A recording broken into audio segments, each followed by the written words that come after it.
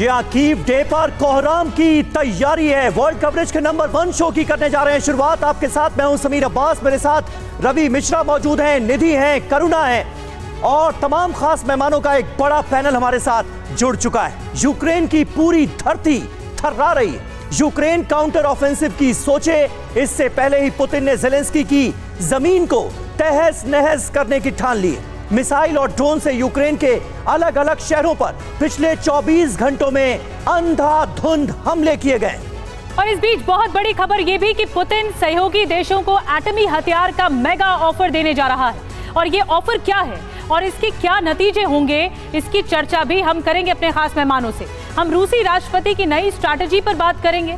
हम आपको meat grinder के नाम से मशहूर बाखमुत में भी लिए चलेंगे, जहां से वैगनर चीफ के बागी होने की सनसनीखेज खबर आ रही है। बिल्कुल, और देखिए हम अपने एक्सपर्ट से यह भी समझेंगे कि क्या यह संभव है कि येवगेनी प्रिगोजिन पुतिन की कुर्सी के लिए एक बहुत बड़ा खतरा बन जाए। और इसके अलावा वॉर की तमाम दूसरी बड़ी खबरें और खास वीडियोस भी हम अगले 1 घंटे तक आपको दिखाएंगे। और शुरुआत बड़ी खबर के साथ करते हैं। यूक्रेन के काउंटर ऑफेंसिव से पहले रूस का रिकॉर्ड हमला। यूक्रेन पर रूस का ड्रोन और मिसाइलों से ताबड़तोड़ हमला। रूस के इस ताबड़तोड़ अटैक से दहले यूक्रेन के कई शहर कीव, लवीव, निप्रो और पोल्टोवा में सबसे ज्यादा नुकसान हुआ है। राजधानी कीव पर तो रूस ने एक के बाद एक कई ड्रोन अटैक किए हैं। हालांकि यूक्रेन का दावा कुछ अलग है, लेकिन रूस की तरफ से ये फ्रेश अटैक यूक्रेन के अलग अलग शहरों पर।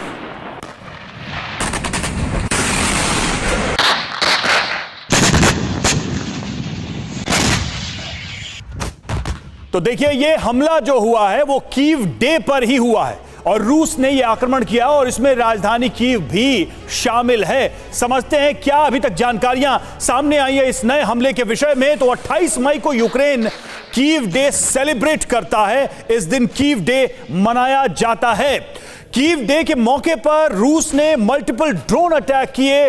लगातार एक साथ ड्रोन से हमलों की बारिश कर दी। रूस ने 75 ड्रोन से कीव पर अटैक किया था। 75 ड्रोन्स वहां भेजे गए थे। कीव में तैनात पैट्रियट ने 52 रूसी ड्रोन को मार गिराया। यह यूक्रेन का अभी तक का दावा है। रूसी ड्रोन्स के निशाने पर रिहायशी इलाके थे और यह भी जानकारी सामने आ रही है कि इस हमले में एक सिविलियन की मौत हुई है, कई लोग घायल भी हुए हैं। और रूस के ड्रोन अटैक के बाद कीव के कई इलाकों में आग भी लग गई। अफरा तफरी मच गई, लोगों में भय आ गया, भय समा गया। कीव के रिहायशी इलाके और वेयरहाउस में भी भीषण आग लगी है इस अटैक के बाद से। तो रूस का यह हमला कीव पर कीव डे के ही दिन पूरे यूक्रेन को बर्बाद करने के लिए रूस ज्यादा से ज्यादा ड्रोन अटैक कर रहा है, ड्रोन के जरिए हमले कर रहा है। रूस ने ड्रोन अटैक का जो नया चक्रव्यूह रचा है उसे लेकर कई खास बातें सामने आ रही हैं, उस पर भी जल्दी से हम नजर डालते हैं। ड्रोन से यह बड़ा गेम करने की कोशिश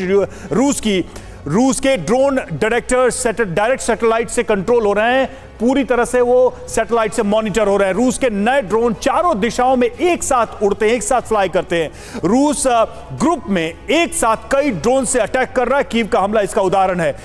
कभी सर्कल में तो कभी अलग अलग दिशाओं में ये ड्रोन उड़ते हैं।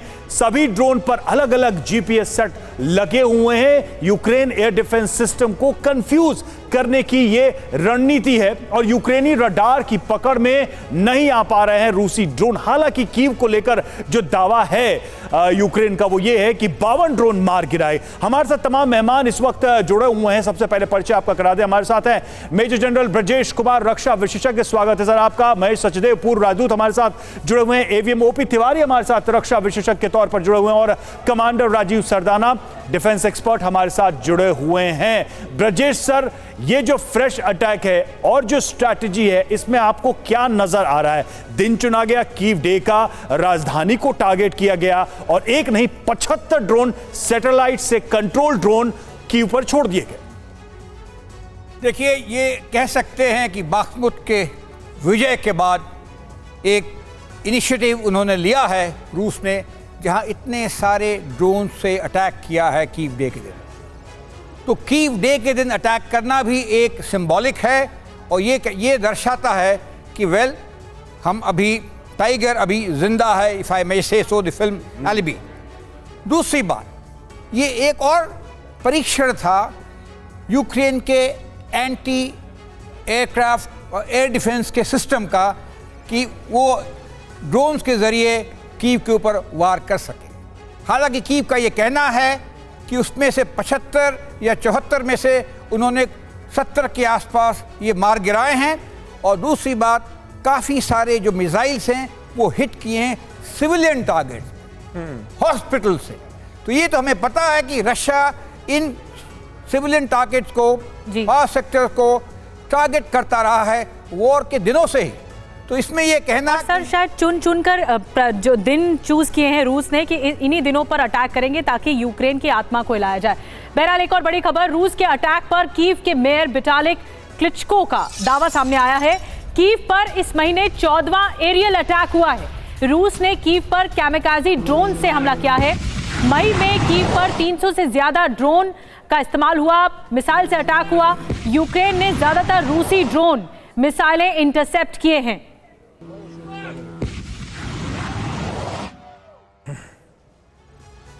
और रूस के बॉर्डर पर नेटो की बड़ी वॉर ड्रिल। फिनलैंड में आज से नेटो की वॉर एक्सरसाइज शुरू होने जा रही है। 12 दिनों तक वॉर ड्रिल करेंगे नेटो देश। 9 जून तक चलेगी नेटो की ये वॉर ड्रिल।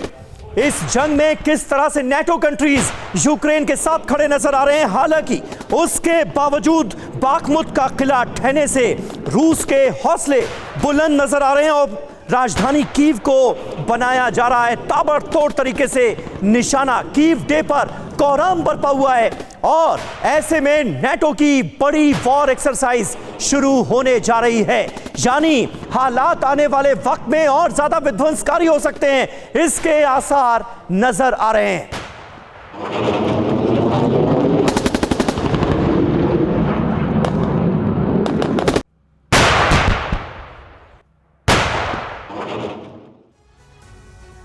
तो देखिए, नेटो की वॉर एक्सरसाइज से जुड़ी बड़ी खबर, बड़ी जानकारियां इस वक्त हम आपके सामने रखने जा रहे हैं। आर्कटिक चैलेंज, रूस से रिवेंज की तैयारी। आज से 9 जून तक फिनलैंड में होगी नेटो की वॉर एक्सरसाइज और फिनलैंड, स्वीडन और नॉर्वे तीनों देश इस वॉर एक्सरसाइज को होस्ट कर रहे हैं। यह अपने आप में बड़ी बात। घातक हथियारों के साथ वॉर एक्सरसाइज करेंगे नेटो देश। नेटो की वॉर एक्सरसाइज में करीब 150 फाइटर जेट्स शामिल होंगे, ये पता चल रहा है। आर्कटिक चैलेंज एक्सरसाइज में 14 नेटो देश शामिल हो रहे हैं। 14 नेटो कंट्रीज मिलकर ये वॉर एक्सरसाइज करने जा रहे हैं। 2013 से लगातार आर्कटिक चैलेंज के नाम से ही वॉर ड्रिल कर रहे हैं नेटो देश और अब ये एक्सरसाइज फिर से शुरू होने जा रही है।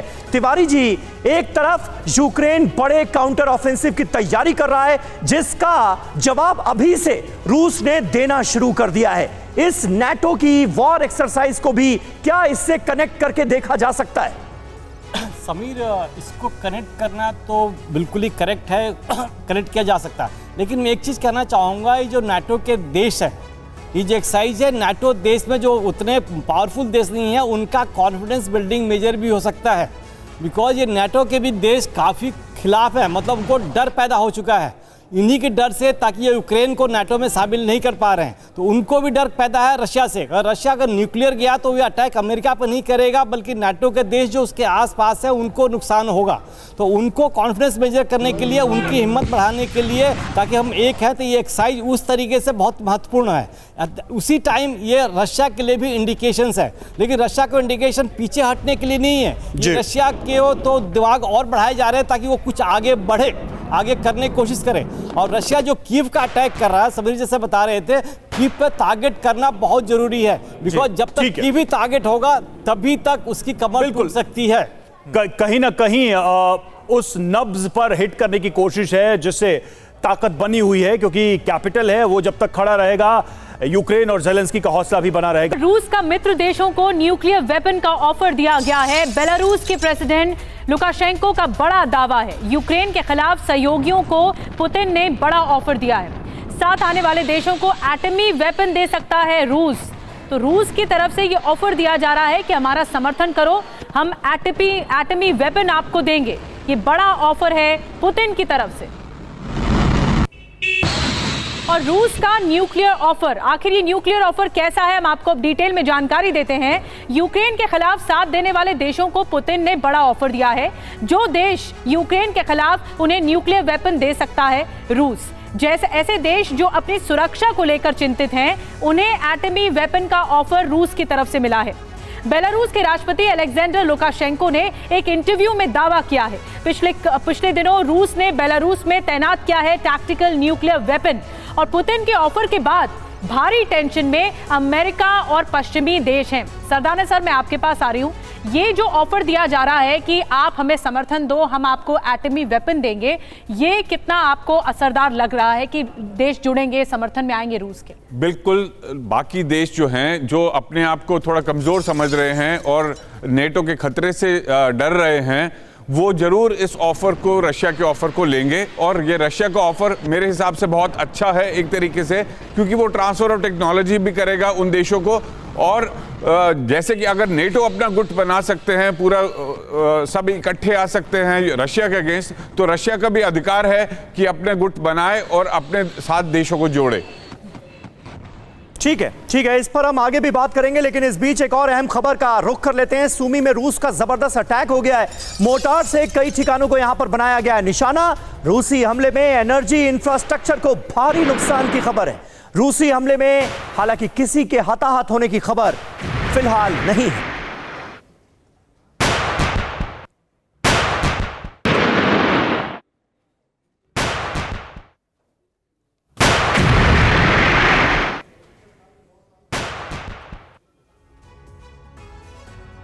वहीं निप्रो में रूसी हमले में 4 लोगों की मौत की खबर सामने आ रही। रूसी हमले में कई लोग घायल हुए। लगातार बढ़ रही मरने वालों की संख्या। रूस के अटैक के बाद से 2 दिन पहले रूस ने अस्पताल पर अटैक किया था। ये तस्वीरें उस आक्रमण की जब पूरा हॉस्पिटल धू करके जलने लगा था और पूरी तरह से ध्वस्त हो गया था। बड़ी खबर यह कि बाखमुट में मारे जा चुके हैं वैगनर के 40,000 लड़ाके। रूस के पूर्व एफएसबी अधिकारी का यह सनसनीखेज दावा कि 40,000 बाखमुट में जो प्रिगोजिन के लड़ाके हैं मारे गए। बाखमुट में तबाह हो चुकी है येवगेनी की वैगनर फोर्स। हालांकि बाखमुट तो येवगेनी ने जीत लिया, लेकिन इसकी बहुत भारी कीमत चुकानी पड़ी है। 40,000 जो वैगनर लड़ाके हैं वो मारे गए हैं बाखमुट की फतह में। तो देखिए एफएसबी के पूर्व अधिकारी का क्या कहना है, क्या दावे है, क्या कहा जा रहा है। बाखमुट में जीत तो मिली, लेकिन कितनी भारी ये रही है। आप देखिए बाखमुट कब्जे को लेकर पूर्व एफएसबी ऑफिसर इगोर गिरिकिन का बहुत बड़ा दावा क्या कर रहे हैं आपके सामने है। 40,000 वैगनर फोर्सेस के जो लड़ाके हैं उनके मारे जाने की जो बात है वो कही गई। बाखमुट पर कब्जे के लिए वैगनर ग्रुप को भारी कीमत चुकानी पड़ी। और क्या कहा गया है, कहा यह गया जो आपको बताया, यूक्रेनी आर्मी ने 40,000 से ज्यादा वैगनर लड़ाकों को मार गिराया है। यह नुकसान हुआ है वैगनर फोर्स को। वैगनर चीफ ने खुद स्वीकारा बाखमुट में उसके 20,000 लड़ाके मारे गए हैं। मारे गए वैगनर लड़ाकों में 10,000 से ज्यादा गंभीर अपराधी थे। इसके साथ ही आप देखिए बाखमुट में 1 साल तक चली जंग को लेकर इगोर गिरकिन का दावा भी है। सीरिया में सिविल वॉर के दौरान अलेप्पो से भी ज्यादा नुकसान बाखमुट में हुआ है। इस बात का एफएसबी के पूर्व अधिकारी दावा कर रहे हैं। ओपी तिवारी सर, मेरा सवाल आपसे है, वैगनर फोर्सेस ने बाखमुट की जीत दिलाई रूस को, लेकिन जिस तरह से ये जो दावा किया जा रहा है कि बड़ा नुकसान उठाया गया है, इस दावे को आप कैसे देखते हैं? और क्या लग रहा है कि अब कहीं ना कहीं व्लादिमीर पुतिन को भी या फिर जो भी उनका साथ दे रहे हैं सोचना पड़ेगा कि युद्ध का अंत ही सभी के लिए भलाई है? करुणा, नुकसान तो हुआ है, लेकिन जो 40,000 नंबर जो है इसके ऊपर पूरी तरीके से मैं सहमत नहीं हूं कि इतना नुकसान हुआ है। बिकॉज वॉर तो एक कंसंट्रेट जगह बाखमुट पर ज़्यादा चल रही थी। बाखमुट में उन्होंने कितने लगाए हैं, मरे तो जो लोग अवश्य हैं, लेकिन अगर 40,000 का अगर नुकसान हुआ है तो फिर पुतिन को बहुत सोचना पड़ेगा। नहीं सर, लेकिन इसमें एक चीज़ है, सचदेव सर आप बेहतर बता पाएंगे। एक वीडियो भी आया था प्रिगोजिन का जिसमें वो पुतिन के डिफेंस मिनिस्टर हों और दूसरे लोगों, जनरल्स हों, उनको वो बहुत भला बुरा कह रहे थे। ये जो गुस्सा था, ये जो एंगर था जो टीवी पे दिख रहा था, क्या उसके पीछे यही कारण है? क्या वो एक सबूत नहीं है कि वाकई में नुकसान था इतना जिसकी वजह से इतनी नाराजगी थी? जी, नुकसान हुआ है। और अगर आप इसकी तुलना करें तो पूरे वियतनाम के युद्ध में अमेरिका के 52,000 सैनिक मारे गए थे। और बाद के युद्धों में और भी कम व्यक्ति मरे हैं।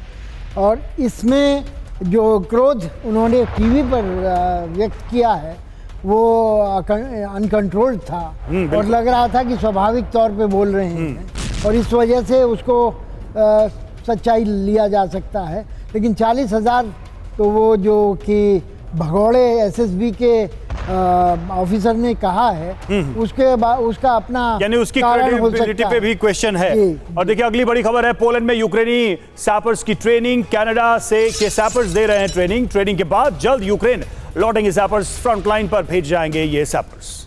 ये तस्वीर आप देखिए उसी ट्रेनिंग की, तो लगातार ट्रेनिंग अलग अलग देशों में दी जा रही है। ये कनाडा के सैपर्स की ट्रेनिंग है। इसके पहले हमने आपको तस्वीरें दिखाई थी ब्रिटेन में किस तरह से ट्रेनिंग हुई थी, और अलग अलग देशों में ट्रेनिंग लेकर वॉर फ्रंट पर ये फाइटर्स जा रहे हैं। और देखिए अभी जिक्र हुआ वैगनर फोर्स का, वैगनर चीफ प्रिगोजिन के विद्रोह करने का दावा सामने आ रहा है। पूर्व रूसी कमांडर इगोर गिरकिन का यह बड़ा दावा, प्रिगोजिन और वैगनर ग्रुप विद्रोह कर सकता है, यह कहा गया है। यूक्रेन वॉर में वैगनर ग्रुप के हजारों लड़ाकों की मौत हो चुकी है। प्रिगोजिन बहुत गुस्से में नजर आ रहे हैं। 1 जून से प्रिगोजिन ने बाखमुत से अपने लड़ाकों को हटाने का ऐलान किया है। सारे हथियार, गोला बारूद और राशन रूसी सैनिकों को सौंपा जाएगा, इसका ऐलान कर दिया गया है। लेकिन वैगनर फोर्स को लेकर आखिर रूस का आधिकारिक रुख है क्या? प्रिगोजिन वाकई क्या पुतिन के लिए एक बड़ी चुनौती बनते नजर आ रहे हैं, इस पर भी करेंगे बात। तो बाखमुत की लड़ाई रूस में क्या विद्रोह करा देगी? 1 जून से बाखमुत से लौटेगी वैगनर फोर्स, इसका ऐलान कर दिया गया है। हथियार, गोला बारूद रूसी आर्मी को सौंप देंगे येवगेनी प्रिगोजिन, यह कहा जा रहा है। पिछले 10 महीनों से बाखमुत में कब्जे की पूरी लड़ाई अगर किसी फोर्स ने लड़ी तो वो है वैगनर फोर्स। बाखमुत में वैगनर के हजारों सैनिकों की मौत हो चुकी है। 42,000 का बड़ा आंकड़ा भी दिया जा रहा है। ज्यादा सैनिकों की मौत की वजह से मीट ग्राइंडर नाम इसका रखा गया है। और येवगेनी प्रिगोजिन बहुत गुस्से में नजर आ रहे हैं, बार बार ये बताने की कोशिश कर रहे हैं कि इतनी भारी संख्या में अगर वैगनर लड़ाके मारे गए हैं तो इसके पीछे पुतिन की खराब स्ट्रैटेजी। और पुतिन पर भड़के नाराज येवगेनी क्यों भड़के हैं, अब आपको और डिटेल बताते हैं। रोज हजारों लड़ाकों के शव घर भेजने को मजबूर हो रहे हैं। हम डरपोक चूहों की तरह भागना नहीं चाहते हैं, हमारे पास मरने के अलावा कोई दूसरा चारा नहीं है। रोज की लड़ाई के लिए 4000 गोला बारूद जरूरी है। रूसी सरकार की तरफ से सिर्फ 800 गोले मिल रहे हैं। यूक्रेन के पास पहले 500 टैंक थे, अब 5000 टैंक हैं।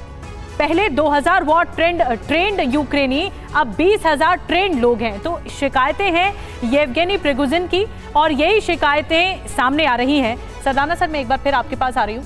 ये जो नाराज येवगेनी है वो पुतिन पर इस कदर भड़के हैं। देखिए घर में ही आग लगी हुई है, तो फिर आप बाहर जाकर मोर्चा संभालने में कितना शक्तिशाली हो पाएंगे, इस पर एक संदेह खड़ा होता है। तो ये अंतर विरोध दूर करना होगा, नहीं तो रूस के लिए मुश्किल हो जाएगा। देखिए लड़ाई के टाइम पे ऐसे हालात बन जाते हैं कि जब इतने समय तक उनकी वैगनर आर्मी लड़ रही थी, फोर्स लड़ रही थी, तो और नुकसान भी हुए, तो थोड़ी सी रंजिश लेकिन आनी स्वाभाविक है। ये उन्होंने सामने खुल कर कहा है कि हमारे इतने सैनिक, हमारे इतने फोर्स के आदमी मर गए हैं। लेकिन ये अब उनके लिए लेकिन उन्होंने फतेह तो हासिल की ना, अब वो वापस जाके आराम करेंगे और रशियन आर्मी को दे देंगे। मेरे हिसाब से ये रंजिश नहीं रहेगी, और क्योंकि वॉर में थोड़ा सा एक ब्रेक उनको मिल जाएगा। ठीक है, बिल्कुल। और देखिए इस बीच एक बड़ी खबर है खार्किव से। खार्किव के कुपियांस्क में रूस का बड़ा हमला हुआ है। रूसी हमले में कई लोगों के हताहत होने की खबर सामने आ रही है। रूसी हमले को लेकर यूक्रेन की तरफ से बड़ा दावा, आर्टिलरी से लगातार अटैक कर रहा है रूस, और ये तस्वीरें भी आप देखिए। और वहीं एक और अहम खबर आ रही है, लुहांस्क में जारी जंग के बीच यूक्रेन ने बड़ा दावा किया है। लिसिचांस्क में 100 से ज्यादा रूसी सैनिक मैदान छोड़कर भागे। वैगनर के 30 लड़ाकों ने छोड़ा जंग का मैदान। यूक्रेन के ताबड़तोड़ अटैक से रूस डर गया है, दावे तो यहां तक किए जा रहे हैं।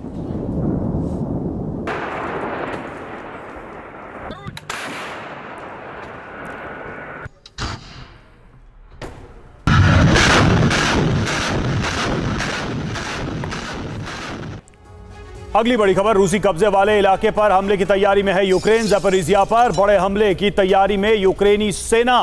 5 से 7 दिन में ज़ैपोरिज़िया पर बड़ा हमला यूक्रेन की तरफ से किया जा सकता है। ज़ैपोरिज़िया के गवर्नर येवगेनी ने यूक्रेनी हमले की आशंका जताई।